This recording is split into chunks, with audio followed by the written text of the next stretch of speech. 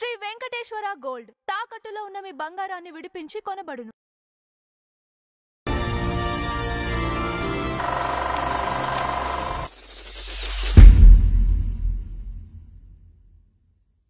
నమస్కారం నందం హరిచంద్ర గారు. నమస్కారం అంజుబాబు గారు. ఈ రోజు మనం చర్చించుకునే దర్శకుడు అండి కామెడీకి మనం ప్రీవియస్ తీసుకుంటే జంధ్యాల గారిని మనం ఫస్ట్ చెప్పుకుంటాం. అవునండి, జంధ్యాల గారు అవునండి, మహానుభావుడు. అవును, ఆయన కామెడీ ఖచ్చితంగా మన తెలుగు ఇండస్ట్రీకి చెప్పుకోదగిన దర్శకుడు. ఆయన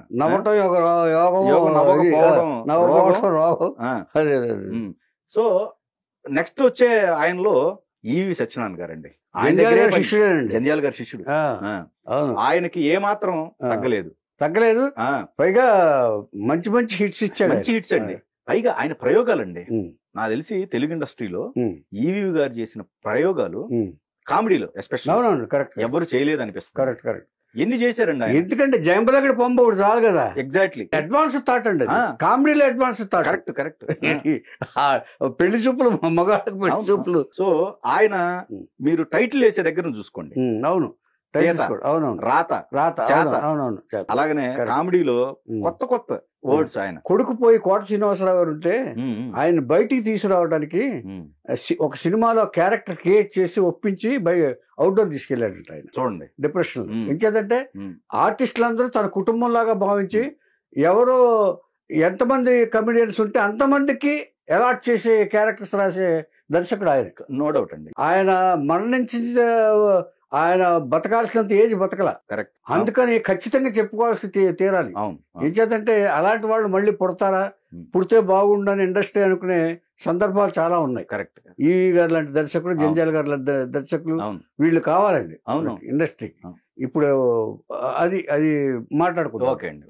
ఏ వ్యక్తి అయినానండి ఎన్నో కావాలని కోరుకుంటారు కానీ అన్నీ అవ్వలేరు. అసలు అనుకోకుండా ఏదో తను అనుకోని పోస్ట్లో జాయిన్ అయ్యేవాళ్ళు చాలా మంది ఉంటారు. అందులో ఈవి గారు ఒకళ్ళు. ఇంగ్లీష్లో సామెత ఉంది, ఏ డిజైర్ చేంజెస్ నథింగ్. మనం ఏమైనా కావాలని అనుకున్నాం అనుకోండి, అనుకున్నంత మాత్రాన ఏమీ అవ్వదు. ఏ డెసిషన్ చేంజెస్ సంథింగ్.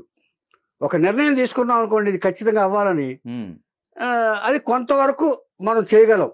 ఇది చేయాలి, ఈ రోడ్డుకి వెళ్ళాలి అనుకున్నాం అనుకోండి, ఆ బిల్డింగ్ దగ్గరికి వెళ్ళాలనుకున్నాం అనుకోండి, స్టార్ట్ అయితే అది ఒక కొంత ఫలితాన్ని ఇస్తుంది. ఏమండి? But a determination changes everything. Determination అంటే దృఢ నిశ్చయం. ఇది అవ్వాలనే కోరుకుంటే ఖచ్చితంగా మనిషి అవుతాడని చెప్తారు. ఇంచేతంటే ఏ వ్యక్తికైనా లక్కుతోటి ఏమీ రాదండి. It needs some patience and hard work. Hard work చేసిన ప్రతివాడు గొప్పవాడు అవుతాడంటానికి కారకుడు కూడా ఇవి. అందుకని ఇది చెప్పాను. తర్వాత ఏ మనిషి అయినానండి ఒక పైకి రావాలనుకుంటే ముందు జీరో నుంచి స్టార్ట్ అవుతుంది. జీవితం జీరోతో స్టార్ట్ అవుతుంది ఏ వ్యక్తికైనా. చదువు అయిన తర్వాత జీవితానికి సెటిల్ అవ్వాలంటే జీరోతో స్టార్ట్ అవుతుంది. ఆ మనిషి ఏం చేయాలంటే జీరోకి లెఫ్ట్ ఎడమ పక్క అంకెలు పేర్చుకుంటూ వెళ్ళాలి, కుడి పక్క జీరోలు చేర్చుకుంటూ వెళ్ళాలి. అప్పుడు ఒక స్థాయికి వచ్చినట్టు లెక్క. జీవితం జీరోతో స్టార్ట్ అవుతుంది కదండి. ఎడమ పక్కన అంకెలు, కుడి పక్కన అంకులు చేరిన తర్వాత జీరోలు పేర్చుకుంటూ వెళ్తే అతను ఎంత స్థాయికి వెళ్తాడో, ఎన్ని జీరోలు చేస్తే అంత స్థాయికి వెళ్ళినట్టు లెక్క. ఇతను ఎడమ పక్కన ఈవి కూడా అలాగే వచ్చి ఎడమ పక్క అంకెలు చేసుకుని కుడి పక్క జీరోలు పెంచుకుంటూ అగ్రస్థాయికి వెళ్ళాడు దర్శకుడు. ఈదర వెంకట సత్యనారాయణ, ఈవి సత్యనారాయణ. ఏమండి? తండ్రి వెంకటరత్నం, తల్లి ఏమో వెంకటమ్మ. 1956లో పుట్టారు. ఒక భూస్వాముల కుటుంబం. పశ్చిమ గోదావరి జిల్లా దొమ్మేరులో పుట్టాడు ఈయన. దొమ్మేరు, వెస్ట్ గోదావరి. అక్కడ 70 ఎకరాల ఆసామి ఈయన. బాగానే ఉంది. బాగానే ఉంటే దొమ్మేరులోనే 10వ తారీఖు వరకు చదివాడు. ఆయన మెరిట్ స్టూడెంట్. ఇక చదువు తప్ప ఇంకో ధ్యాసం కానీ ఇంకో ఇది కానీ లేదు. కానీ సినిమాలంటే ఇంట్రెస్ట్ ఉంది. అది ఎప్పుడు తెలుస్తుందంటే 10వ తారీఖు 10వ క్లాస్ అయిన తర్వాత తెలిసింది. 10వ క్లాస్ వరకు మెరిట్ స్టూడెంటే. ఇంటర్కి ఏం చేశాడంటే నిడదవోలులో చేర్చారు. నిడదవోలు కాలేజీ కదా మరి. నిడదవోలులో చదువుకున్నాడు.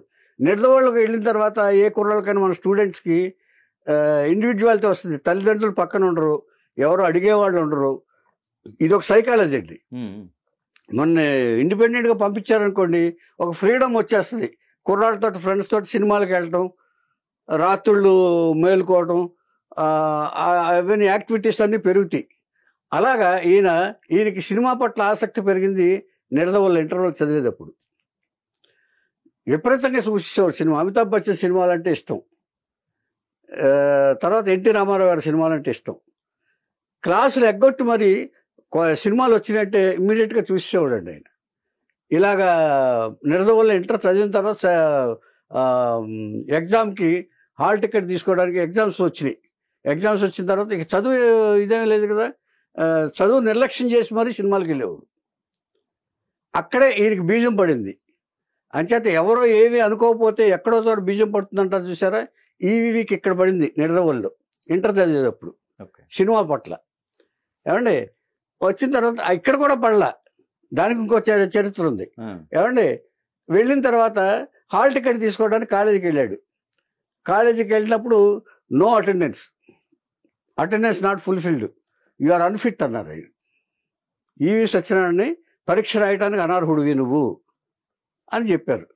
చెప్పేటప్పటికి షాకు, ఓహో నా సినిమా పిచ్చి ఇంతవరకు వచ్చిందా అని అనుకున్నాడు. నేను సినిమాలకు వెళ్లకుండా ఉండుంటే, కాలేజీకి అటెండ్ అయ్యి ఉంటే ఇవాళ అటెండెన్స్ వల్ల నేను చదువుకోకపోవటం వల్ల కాదు, అటెండెన్స్ వల్ల అనర్హుడినయ్యానని చెప్పేసి బాధపడి ఇంటికి వెళ్ళాడు. ఇంటికి తెలిసింది. కానీ వాళ్ళు ఏంటంటే వాళ్ళు అర్థం చేసుకున్నారు, 10వ క్లాస్ వరకు ఇతను చదివిన వాడు మనకి, అంచేత ఏదో సంథింగ్ జరిగి ఉంటుంది. అంచేత తల్లిదండ్రులు అర్థం చేసుకోవటం అంటే ఇదే, తిట్లా ఏం చేయలే, పోన్లేరా నువ్వు ఏదైతే అయింది, మన పొలం ఉంది కదా, వ్యవసాయం చేసుకుంది కానీ నీకు వ్యవసాయం కూడా టచ్ ఉంది కదా, నాతో ఇచ్చేస్తున్నారు కదా, వ్యవసాయం చేయించుకోపోని కొద్ది దగ్గరకు వచ్చి అని 70 ఎకరాలది వ్యవసాయం చేస్తుండగానే మంచి సంబంధాలు వచ్చినాయి వీరికి. సో ఇప్పుడు ఏదో బాధ్యతగా చేస్తున్నాడు కుర్రాడు ఇది అని చెప్పేసి సంబంధాలు వచ్చినాయి. వచ్చిన తర్వాత ఈ సరస్వతి కుమార్ అనే ఆమెతో పెళ్లి చేశారు పెద్దవాళ్ళు. అయితే అప్పట్లో బాగా సంబంధాలు కూడా బాగా వచ్చినాయి సత్యనారాయణ గారికి. వస్తే ఒక సంబంధం ఫిక్స్ చేసుకుని ఆయన సెలెక్ట్ చేసుకుని సరస్వతి కుమార్ గారితో పెళ్లి చేశారు. పెళ్లి చేసిన తర్వాత ఆ పక్కనే ఊరు. ఏమండి పెళ్లి చేసిన తర్వాత 2 సంవత్సరాలు వ్యవసాయం చేస్తూ ఈయన ఇంట్లో ఉండేవారు కదా. 2 పిల్లలు, 2 సంవత్సరాలు 2 పిల్లలు పుట్టారు. వాళ్ళకి రాజేష్, నరేష్ అని పేర్లు పెట్టారు. ఆ ఉత్తర కాలంలో తర్వాత కాలంలో వాళ్ళు హీరోలు అయ్యారు వేరేష్.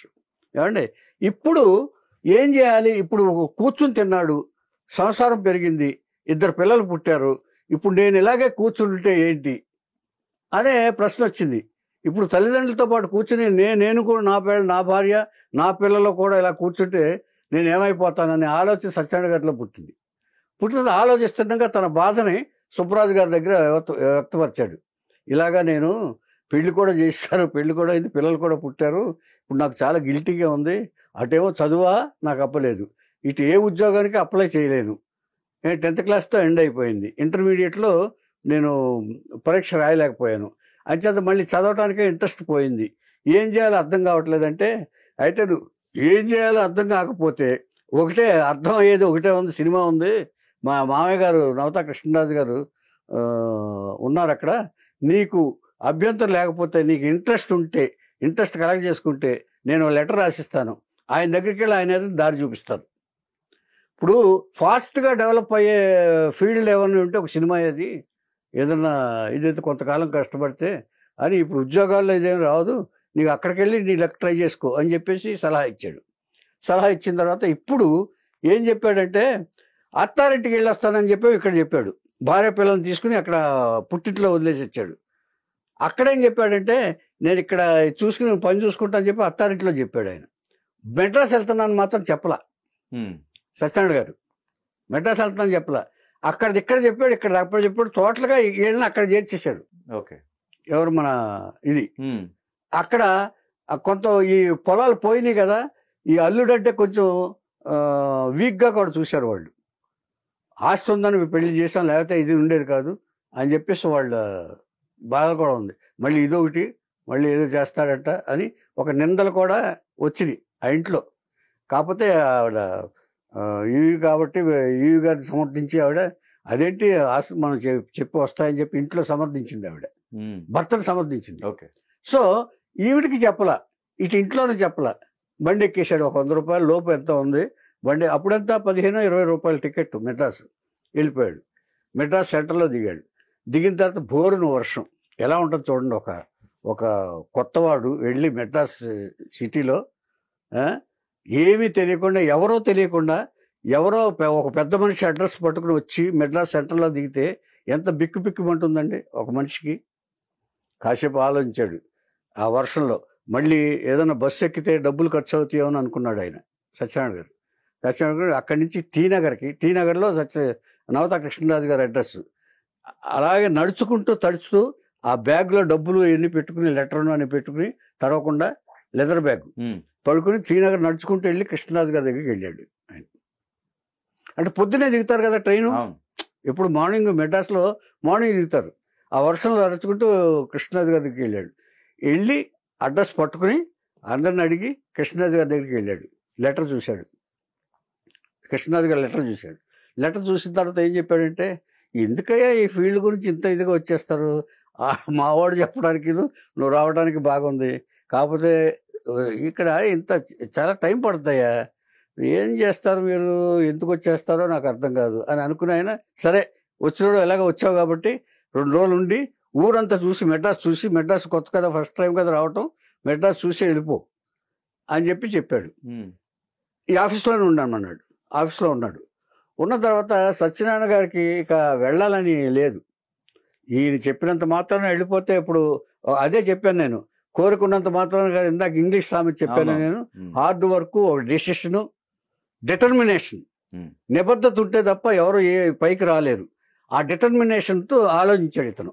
నేను ఎలాగైనా ఉండి తీరాలి, ఏదైనా సాధించి తీరాలి ఇక్కడ, ఏమైనా సరే. ఇప్పుడు 2 ఏళ్లలోనూ అబద్ధాలు చెప్పొచ్చాను నేను, మా ఇంట్లోనూ అటు అత్తారింట్లోనూ. ఇప్పుడు నేను కనుక ఇలా వెళ్ళానంటే ఏమిటనేది డౌట్ అందరికీ వస్తుంది. సో ఏదో ఒకటి సాధించి వెళ్ళాలి ఇక్కడ అని డెసిషన్ తీసుకున్నప్పుడు ఎప్పుడైనా సరే గొప్ప వాళ్ళందరికీ చాలా చిన్నవాళ్ళు సహాయం చేస్తారండి. మన ఎవరి కెరీర్స్ తీసుకున్నా ఒక్కొక్కళ్ళకేమో ఒక కాస్ట్యూమర్ హెల్ప్ చేయొచ్చు ఉద్యోగానికి. ఇప్పుడు ఇతను ఏం చేశాడంటే, ఆ బాయ్తో, ఆఫీస్ బాయ్ ఉన్నాడు కదా, ఎక్కడన్నా రూములు దొరుకుతాయా, నేను ఈ ఆఫీస్లో ఎక్కువ రోజులు ఉండలేను, 2 రోజులు ఉండమన్నారు కదా ఆయన, అంచేత నేను ఎక్కడైనా రూమ్ తీసుకుంటే బెటరు, ఎవరి దగ్గర చేరుస్తావు అని అడిగాడు. ఎవరో ఎందుకు, నా రూమే ఉంది, మేము 4 ఉంటున్నాం, మేము 3 ఉంటున్నాం, 60 రూపాయలు అద్దె, అంచేత నువ్వు కూడా చేరావనుకో నీకు 15 రూపాయలు 4 చేరుతాయి, ఆ రూమ్కి వచ్చేసే అన్నాడు. 4కి 4 15, ఇది రీజనబుల్గానే ఉంది అనుకున్నాడు ఆయన. రీజనబుల్గా ఉంది అనుకుని సరే వెళ్ళటం, రూమ్లో ఉంటానండి, ఈ రూమ్లో ఉంటాను కృష్ణరాజు గారితో చెప్పాడు. సరే ఆయన అది మంచిది పత్తి అనుకున్నాడు ఆయన. ఆఫీస్లో ఎంతకాలం ఉంటారు, రోజు వచ్చేవాళ్ళు పోయేవాళ్ళు కదండి, డిస్కంఫర్ట్గా కూడా ఈయనకి కూడా ఉంటుంది, ఆయనకి ఇబ్బందిగానే ఉంటుంది, పని లేకుండా తిరుగుతున్నాడని. సరే రూమ్లో తీసుకున్న తర్వాత రోజు ఇక్కడికి వచ్చేవాడు ఆయన. రూమ్ తీసుకుని ఆఫీస్ బాయ్తో పాటు ఇక్కడికి వచ్చి ఒక నమస్కారం కృష్ణరాజు గారికి. అలా వస్తున్నాడు. ఏంటి వెళ్ళవా అన్నాడు. లేదండి అలా వెళ్తే మళ్ళీ ఏదో ఇబ్బంది వస్తుంది నాకు, ఈ చేత ఏదో ఒకటి చేసి వెళ్ళాలండి నేను అని బతిమాలుకున్నాడు కృష్ణరాజు గారు. మరి 2 రోజులు ఊరికి వెళ్ళమన్నాడు కదా ఆయన కాదు సార్, ఏదో ఒకటి చేసి వెళ్ళాలి సార్, ఏ పని ఉంటే అది చేస్తాను సార్ నేను అని చెప్పాడు. సార్ ఆయన కూడా ఏమీ అనలేకపోయాడు ఆయన.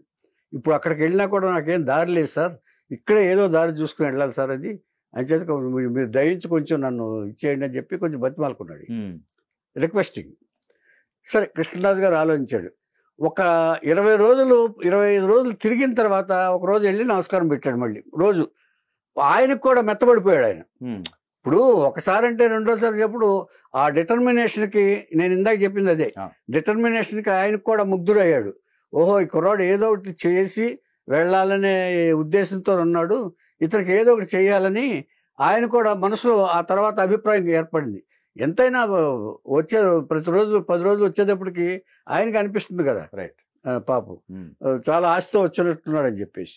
ఆ తర్వాత ఒక 25 రోజుల తర్వాత ఆయన పాజిటివ్గా చెప్పాడు ఆయన, ఇగో నాయన నేను దేవదాస్ కనకాలతో సినిమా చేస్తున్నాను, నేను దానికి అసిస్టెంట్ డైరెక్టర్గా చేయి నువ్వు. ఆయన డిసైడ్ చేశాడు, ఇతని అభిప్రాయం కాదు, సత్యనారాయణ గారికి అభిప్రాయం కాదు, అది అసిస్టెంట్ డైరెక్టర్ చేయాలని, డైరెక్షన్ డిపార్ట్మెంట్లో చేయాలని. ఈయన డిసైడ్ చేసింది డెసిషను కృష్ణరాజు గారు డిసైడ్ చేశారు, చేస్తున్నారు. అంచేత అంటే కొంచెం చదువుకున్న కుర్రాళ్ళలాగా కనిపించారు కదండి ఈయన. అందుకే డైరెక్షన్ డిపార్ట్మెంట్ అయితే డీసెంట్గా ఉంటుందని కృష్ణరాజు గారు అనుకుంటారు. పైగా వాళ్ళ మేనల్లుడు పంపించాడు ఆయన ఆ ఊరు నుంచి. ఆ ఊర్లో గౌరవంగా ఉండాలంటే ఈ డైరెక్షన్ డిపార్ట్మెంట్ కరెక్ట్ అని కృష్ణరాజు గారు డిసైడ్ చేశారు ఈవి సత్యనారాయణ గారిని. దేవదాస్ గారితో సినిమా స్టార్ట్ అయింది.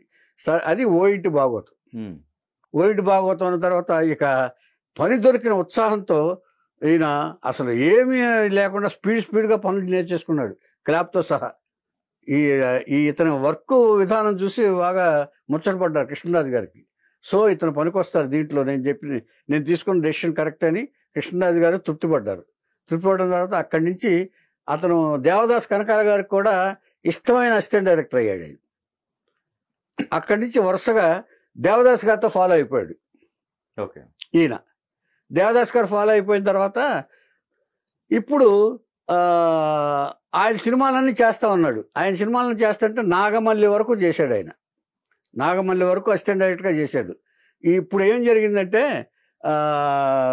ఈ తర్వాత ఏం జరిగిందంటే గ్యాప్ వచ్చేసింది. గ్యాప్ వచ్చిన తర్వాత మళ్ళీ కృష్ణరాజు గారు కలిశాడు. ఇలా గ్యాప్ వచ్చింది సార్, మరి ఆయన గారు ఆపద్ బాంధవుడు చేస్తే సరేనయ్యా నేను కొంత గ్యాప్ వచ్చిన తర్వాత నేను జంజాలతో సినిమా తీస్తున్నాను, జంజాలతో సినిమా తీస్తున్నప్పుడు అప్పుడు ఆ సినిమాకి పనిచేసి అని చెప్పి జంజాల గారికి స్టాఫ్ ఉన్నారు ఆల్రెడీ. కృష్ణరాజు గారు ఇచ్చేశారు, కంపెనీ తరఫున పనిచేస్తారు, రికమెండేషన్ చేస్తున్నారు. ఇప్పుడు ఈ నాగమల్లి గారితో చేసిన తర్వాత ఏంటంటే చిన్న చేంజ్ ఏంటంటే నాగమల్లి వరకు దేవదాస్ కనకాల దగ్గర చేశారు కదా, చేసిన తర్వాత ఒక సినిమాకి 300 రూపాయల జీతం వచ్చింది. 300 రూపాయల జీతం అంటే ఏమీ లేని దగ్గర అప్రెంటిస్ నుంచి 300 జీతానికి ఎదిగాడు ఆయన సత్యనారాయణ గారు. ఎదిగిన తర్వాత ఈ సినిమా చేసే ముందే ఆయన ఏం చెప్పాడంటే ఒకసారి ఇంటికి వెళ్ళరా అన్నారు ఆయన. ఏది ఫస్ట్ దేవదాస్ కనకాల గారితో సినిమా చేయకముందే ఫస్ట్ టైము పని కల్పించే ముందే ఒకసారి మరి సినిమాలో బిజీ అయిపోతావు కదా, ఒకసారి ఇంటికి వెళ్ళరా అన్నారు. ఆ ఇంటికి వెళ్ళినప్పుడు తెలిసింది అబద్ధం చెప్పి మెడ్రాస్ వెళ్ళినట్టు. ఓకే. అంటే ఇది నేను మిస్ అయ్యాను, చెప్పడంలో మిస్ అయ్యాను. ఏమండి అక్కడ ఇక్కడేమో ఇక్కడ సంతోషించారు, పోన్లే సినిమా దొరికింది కదా, ఏదో పని చేస్తున్నావు కదా, నీకు కావాల్సిన పని దొరికింది కదా అని తృప్తిపడ్డారు తల్లిదండ్రులు. అక్కడికి వెళ్తే ఆస్తి కూడా లేదుగా, ఆస్తిగా పోయిందిగా, అబద్ధాలు చెప్పి ఎందుకు చేయాలని చెప్పి వాళ్ళు కేకలేశారు. మా అమ్మాయిని ఏం చేద్దాం అనుకుంటున్నావు అని చెప్పేసి వాళ్ళు కొంచెం సత్యనారాయణ గారిని ఇచ్చేశారు. సరే అవన్నీ ఓపికగా భరించాడు ఆయన. ఇచ్చేదంటే తను చేసింది మరి ఇదే కదా. ఇప్పుడు భార్య పిల్లలు ఉన్న తర్వాత అలాగా ఒంటరిగా వెళ్ళిపోవటం అనేది కూడా కరెక్ట్ కాదుగా, వాళ్ళ పాయింట్ ఆఫ్ వ్యూలో, పెద్దవాళ్ళ పాయింట్ ఆఫ్ వ్యూలో. అందుకని ఆ భార్య చెప్పింది, పోన్లే ఆయన ఏదో పని చేసుకుని వచ్చారు కదా, తెలుసుకొచ్చారు కదా అని చెప్పేసి ఇచ్చేశారు. ఇప్పుడు మళ్ళీ వచ్చి సినిమా చేసిన తర్వాత వరుస సినిమాలు చేస్తుండగా 300 రూపాయలు జీతం వచ్చిన తర్వాత భార్య పిల్లల్ని తీసుకుని వచ్చేసాడు ఆయన మెడ్రాస్. ఏం క్యాలిక్యులేషన్ అంటే 300 రూపాయలు జీతం నెలకి, 100 రూపాయలు ఇంటెద్ది, 200 రూపాయలతో అడ్జస్ట్ చేసుకోవాలని చెప్పి భార్యతో చెప్పాడు ఆయన. ఓకే నేనంటే నేను చేసుకుంటాను, మీకు ఏమి ఇదే ఒక్కలేదు అంటే అప్పట్లో అంతే అలా ఉండేదిలేండి. 100 రూపాయలు ఇంటెద్దు ఉండేది. ఇంటెద్దు ఉంటే తర్వాత ఈ 200 రూపాయల్లో ఆ ఇంటికి కావాల్సిన ఇచ్చేసుకుని ఈ లోపల ఏదన్నా ఎక్స్ట్రా వచ్చే డబ్బులు కూడా డైరెక్షన్ డిపార్ట్మెంట్కి ఉండేది కాదు. అలాగే చేసుకోవాల్సింది ఏదైనా కావాలంటే ఇంటి దగ్గర తెప్పించుకోవటమే. ఇలాగా మొత్తానికి తీసుకొచ్చి ఇబ్బంది పడదామని చెప్పేసి ఆయన డిసైడ్ అయిపోయి ఫ్యామిలీ మాత్రం తీసుకొచ్చాడు ఆయన. ఫ్యామిలీ తీసుకొచ్చిన తర్వాత ఇక వరుసగా గ్యాప్ వచ్చింది. గ్యాప్ వచ్చిన తర్వాత కృష్ణరాజు గారికి చెప్పాడు. మళ్ళీ కృష్ణరాజు గారికి చెప్పిన తర్వాత జంజాల గారితో సినిమా తీస్తుందని చెప్పేసి జంజాల గారికి పరిచయం చేశాడు ఆయన. పరిచయం చేశాడు కానీ సరే ప్రొడ్యూసర్ గారు చెప్పిన తర్వాత ఏమీ లేదు కదా, డెఫినెట్గా ఒప్పుకుని తీరాలి. జంజాల గారు కూడా ఒప్పుకున్నారు. ఎవరైనా ఆయనకి ఆల్రెడీ స్టాఫ్ ఉన్నారు. సరే ఈయన ఈవి సత్యనారాయణ గారు వచ్చిన తర్వాత ఆ జంజాల గారి స్టాఫ్కి ఎవరైతే ఉన్నారో వాళ్ళ పేర్లు తెలియదు నాకు, ఈయన్ని సరిగ్గా పని చేయనట్ల, క్లాప్ ఇవ్వకుండా, పని చెప్పకుండా. ఇప్పుడు జనరల్గా ఒక డైరెక్టర్ దగ్గర పనిచేసినాడు బయట అతను వచ్చినప్పుడు ఇల్ట్రీట్ చేస్తూ ఉంటారు. ఆ ఇల్ట్రీట్ ఈవి సత్యనారాయణ గారు అనుభవించాడు. అతను పనిచేసి దగ్గరికి రానిచ్చేవాడు కాదు.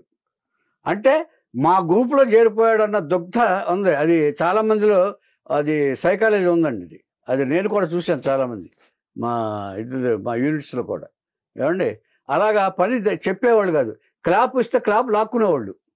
నా దగ్గర కూడా లాక్కున్నారు చెప్తున్నారు. అంటే డైరెక్షన్ డిపార్ట్మెంట్లో కొత్త వాళ్ళకి ఈ అనుభవాలు చాలా ఉంటాయండి. కాకపోతే దాన్ని దాటి నిలబడగలిగితేనే ఎదగలుగుతాడు ఎవరైనా మనిషి. అందుకనే ఆయన అంతా ఇది వచ్చాడు. సరే, జంధ్యాల గారు చూసిన తర్వాత ఇతను పనితనం చూశాడు ఆయన, ఈవి సత్యనారాయణ గారి పనితనం. అసలు ప్రతిదీ అద్దెపుచ్చుకుంటున్నాడు, చెప్పకుండానే చేసుకుపోతున్నాడు ఆయన.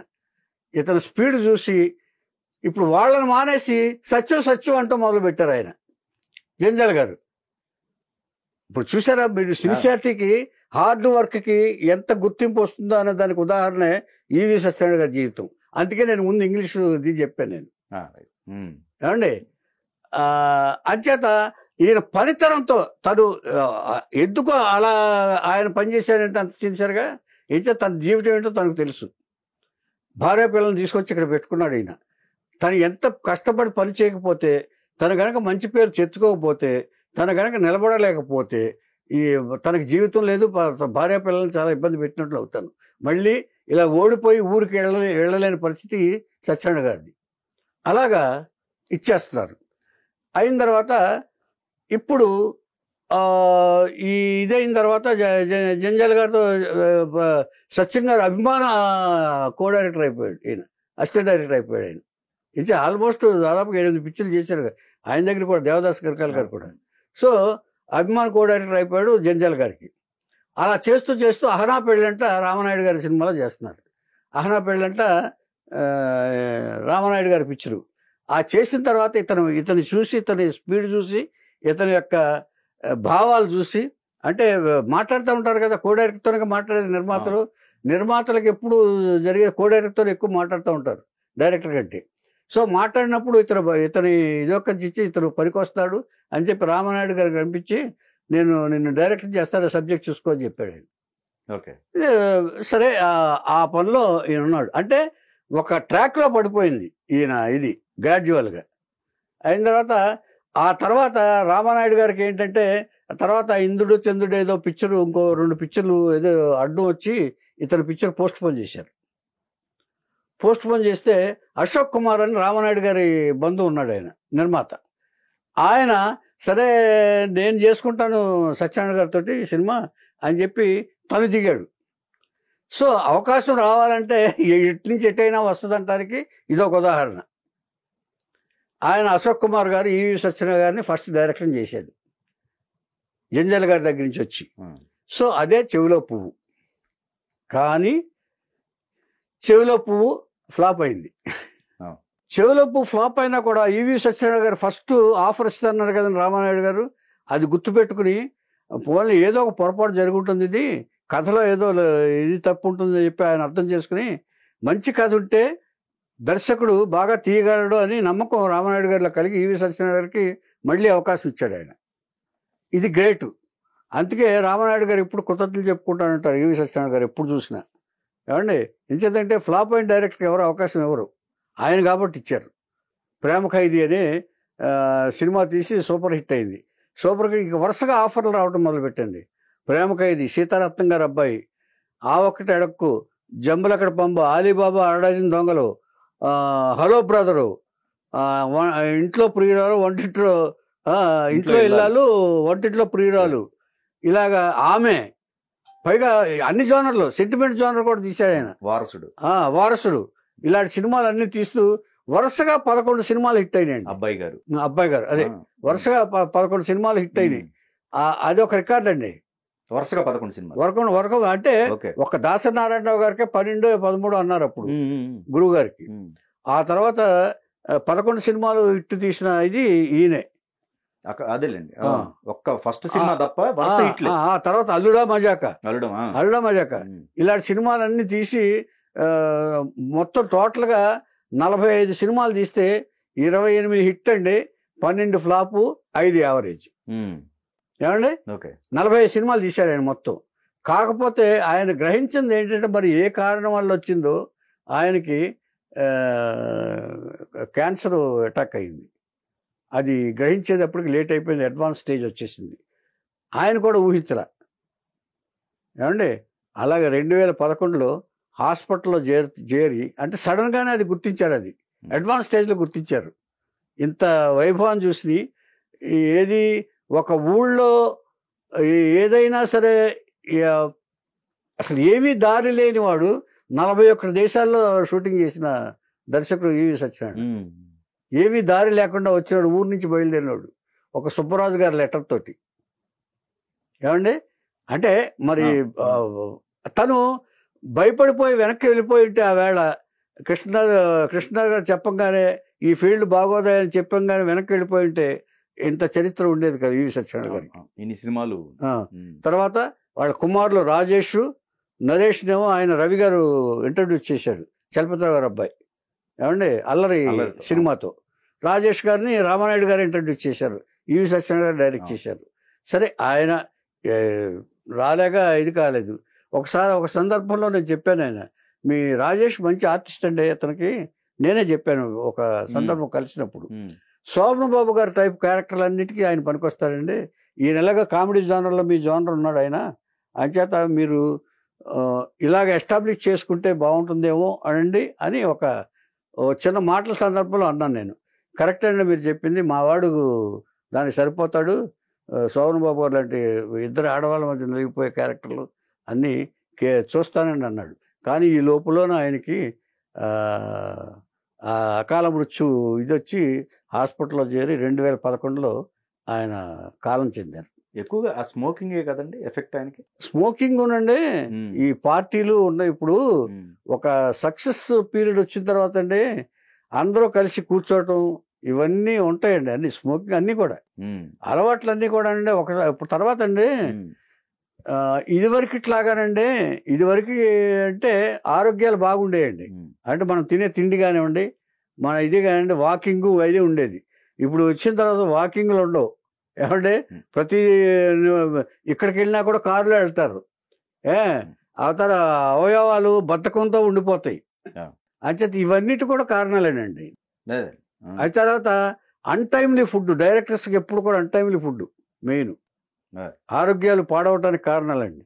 అంటే దీన్ని మార్చగలమంటే అంత టైంలు మెయింటైన్ చేసే ఇంత ఇది సినిమాలో ఉండదు. ఎందుకంటే కాల్ షీట్లు, ఆర్టిస్టుల యొక్క ప్రాబ్లమ్స్, సినిమా ఫినిష్ చేయాల్సి వచ్చినప్పుడు 24 గంటలు 48 గంటలు కూడా కంటిన్యూస్గా చేయాల్సిన పరిస్థితి రావచ్చు. అంచేత ఆరోగ్యాల గ్యారంటీ అనేది సినిమా ఇండస్ట్రీలో తక్కువ అండి డెఫినెట్గా. ఎందుకంటే ఎలాగైనా ఏదైనా సరే మన ఆరోగ్యం కాపాడుకోవటం అనేది కష్టమే. తర్వాత ఆయన షార్ట్ పీరియడ్లో 100 సినిమాలు చేసేవాడండి ఆయన బతుకుంటే. నేను చెప్తున్నాను ఏమండి, ఎంత తక్కువ పీరియడ్లో ఆయన 2011 వరకు, అంటే 80లో వచ్చాడు ఇండస్ట్రీకి. 80లో వచ్చాడు ఆయన. 80లో వచ్చి దాదాపుగా 25 ఏళ్లలో, అంటే మిగతా అసిస్టెంట్ డైరెక్టర్ పోను 25 ఏళ్లలో దాదాపు 45 సినిమాలు తీసాడు ఆయన. ఫాస్ట్గా తీశారు లెక్క. అన్ని హిట్స్ ఇచ్చారు, అన్ని హిట్స్. అవును.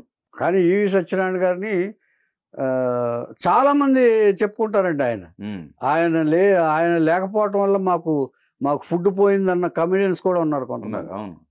మీకు ఎట్లా కోడైటర్ గా ఉన్నప్పుడు పరిచయం ఆయన? కాదండి, గురువు గారి దగ్గరికి వచ్చేవాడు. నేను మర్చిపోయాను చెప్పిన ఒక విషయం చెప్పడం మర్చిపోయాను, చెప్తాను. మన దేవదాస్ కనకార్ గారి దగ్గర అయిన తర్వాత ఆయన ఒకసారి ఆయన స్టేజ్ మీదే చెప్పాడు, ఆయన ఈవి సత్యనారాయణ గారు ఆ మాట చెప్తాను నేను స్టేజ్ చేసుకుని. ఏమండి దేవదాస్ కనకార్ గారు అయిన తర్వాత ఇంకొక చోట ట్రై చేద్దాం, దాసనారాయణ గారు ట్రై చేద్దామని ఆయన ఇంటికి వెళ్ళారు. ఇంటికి వెళ్తే 1 కిలోమీటర్ దూరం అంతా లైన్ ఉంది. లైన్ అంటే సరే లైన్లో ఉండి కొంతకాలం ఓపికగా ఉండి ఆయన కలవాలని చెప్పి వెళ్తే ఆర్ నారాయణమూర్తి ఆపించాడు. గురుగారు అయిపోయింది, టైం అయిపోయింది, గురుగారు షూటింగ్ వెళ్ళిపోవాలని చెప్పి ఆపించాడు. అది వెళ్ళాలండి, ఒకసారి చూడండి అంటే కుదరదండి, చెప్తుంటే వినరేంటి అన్నాడు. ఇది ఈవి సత్యనారాయణ గారు ఒక ఫంక్షన్లో గురువుగారు ఎదురుగుండా స్టేజ్ మీద చెప్పాడు ఆయన. ఏమండి అయిన తర్వాత ఆ తర్వాత కలిశాడు ఆయన. కలిస్తే బాబు కరెక్టే నీవు చేసింది, కానీ నా దగ్గర ఇప్పటికే చాలా మంది ఉన్నారు, నేను అవకాశం ఉన్నప్పుడు చెప్తానులే బాబు అని చెప్పారు. ఒకసారి కలిశాడు ఆయన తర్వాత. కాకపోతే అవకాశం మాత్రం, పనిచేసే అవకాశం మాత్రం పనిచేయాలని చాలా కోరికగా వెళ్ళాడు ఆయన దగ్గరికి, కుదరల. అది అంటే ఇన్సిడెంట్ ఇది చెప్పాలి, చెప్పు తీరాలి ఇచ్చేదంటే ఆయన స్టేజ్ మీద చెప్పాడు. అది నారాయణమూర్తి పక్కన నేను అలా లేదు బ్రదర్ అన్నాడు. నారాయణమూర్తి కూడా ఉండి కానీ నారాయణమూర్తి ఎదురుగుండా అని చెప్పాడు ఆయన. మీరే ఎక్కువ బ్యాచ్ ఉండేవాళ్ళు అంటే మీరే ఒక నాలుగు బ్యాచ్ల మీ 5 బ్యాచ్ మేము 4 బ్యాచ్లు నేనే 2-3 పిక్చర్లు తీసేవాడిని ఒకేసారి కో డైరెక్టర్. నా దగ్గర నా యూనిట్టే నేనే 2-3 పిక్చర్లు చేసేవాడిని. దీపారాధన, విశ్వరూపం, పాలు నీళ్లు 3 ఒకేసారి చేశాను నేను. 3 మేనేజ్ చేసేవాడిని నేను అలా యూనిట్లతోటి. సో అట్లా అదేలేండి. ఓకే అలాగా ఈవి సత్యనారాయణ గారు ఎప్పుడు గురువు గారు అంటే గౌరవం, ఎప్పుడు ఆయన కూడా గౌరవించేవాడు ఆయన. తర్వాత గురువు గారి కంటే అభిమానం ఈవి సత్యనారాయణ గారు. ఏదైనా మంచి దర్శకులు అండి ఈవి గారు, నో డౌట్, సందేహం లేదండి. తర్వాత అండి ఒక దర్శకుల దృష్టిలో చాలా మంచి వర్కర్ అని పేరు పొంది తొందరగా వచ్చిన, ఊరికే ఆషామాషిగా రాలేదండి ఆయన ఊరికే. అంచేత కృష్ణరాజు గారికి అభిమాన పాత్రుడయ్యాడు, అటు జంజాల గారికి అభిమాన పాత్రుడయ్యాడు, అటు దేవదాస్ కనకాల గారికి స్పీడ్గా వర్క్ చేసుకోవటంలో. అంటే వర్క్ ఏదో వచ్చావులే ఒక సినిమా చేసిన తర్వాత ఇలా ఉందామని కాదండి, పట్టుదలగా తను ఎలాగైనా సాధించి తీరాలి. పైగా పెళ్ళై వచ్చినాడు కదండి, ఇద్దరు పెళ్ళి ఎవరు రారు జనరల్గా, రిస్క్ చేసుకోరు లైఫ్ని. కానీ ఆయన పెళ్ళి అయిన తర్వాత 2 పిల్లలు పుట్టిన తర్వాత వాళ్ళని ఇళ్లలో పెట్టి వచ్చాడు ఆయన. అంచేత అది మైండ్లో ఇదవుతూ ఉంటుంది ఆయనకి. అంచేత అది సాధించాడు ఆయన, భగవంతుడి దయ వల్ల అది సాధించాడు. తర్వాత తను పోగొట్టిందంతా వాళ్ళకి తల్లిదండ్రులకు మళ్ళీ ఇచ్చేశాడు ఆయన. తన వల్ల ఏదైతే పోయిందో వ్యవసాయం కానీ మళ్ళీ ఆ పొలాలు కానీ ఇది కానీ అన్నీ ఆయన ఏర్పాటు చేశాడు ఆయన. ఇక్కడ కూడా ఆస్తులన్నీ ఇచ్చేశాడు. సో తను ఏదైతే తల్లిదండ్రుల నుంచి తను లాక్కున్నాడో అది మొత్తం వాళ్ళకి తిరిగి రుణం తెచ్చుకున్న కొడుకు ఈవి సత్యనారాయణ గారు. ఈ సైడ్ కూడా. అండ్ ఇంకోటి అండి, ఈవి గారు బంధువులు కావచ్చు మిగతా వాళ్ళని కూడా వదలలేదండి. తర్వాత తమ్ముళ్ళు కూడా తీసుకొచ్చి ఇక్కడ జాబులు ఇప్పించాడు. ఒకళ్ళు ఫోటోగ్రాఫర్ చేశాడు, ఒకళ్ళు ఇచ్చేసాడు, తన యూనిట్ లో పెట్టుకున్నాడు. వరుస సినిమాలు తీశాడు కదండి ఆయన, ప్రొడ్యూసర్ గా కూడా ఇచ్చాడు ఆయన. అట్లానే అమిరాజ్ గారు ఉన్నారు, అమిరాజ్ గారు వాళ్ళ బంధువులు బాబాయ్ అవుతారు ఆయన. అవును. సో అట్లా ఎవరిని వదలలేదు, బంధువులు ఎవరిని వదలలేదండి. ఏం చేద్దాం, తను ఏదైతే బాధలు పడ్డాడో బంధువులు ఎవరు బాధలు పడకూడదని ఆలోచించి ఆయన అందరినీ చేరదీసుకున్నాడు. ఏదో పనిలో పెట్టాడు, కొందరు ప్రొడక్షన్ లో పెట్టాడు, కొందరు టెక్నికల్ గా కావాలంటే టెక్నికల్ గా పెట్టాడు. అది ఈవిగిరి ఫోటోగ్రాఫర్ ఏమండి, ఇలాగా అందరినీ ఆదరించాడండి ఆయన. అది చాలా పెద్ద ఇదిగా ఉండేది కమిటీస్ తోటి. అదే వాళ్ళ ఆఫీస్ కూడా ఫిల్మ్ నగర్ లో నేను వెళ్ళాను, చాలాసార్లు వెళ్ళాను. ఆయన్ని గురువు గారి మీద ఇంటర్వ్యూ తీయడానికి వెళ్ళినప్పుడు వాళ్ళ ఆఫీస్లో చాలా ఇచ్చేసాడు. ఇది ఆయన.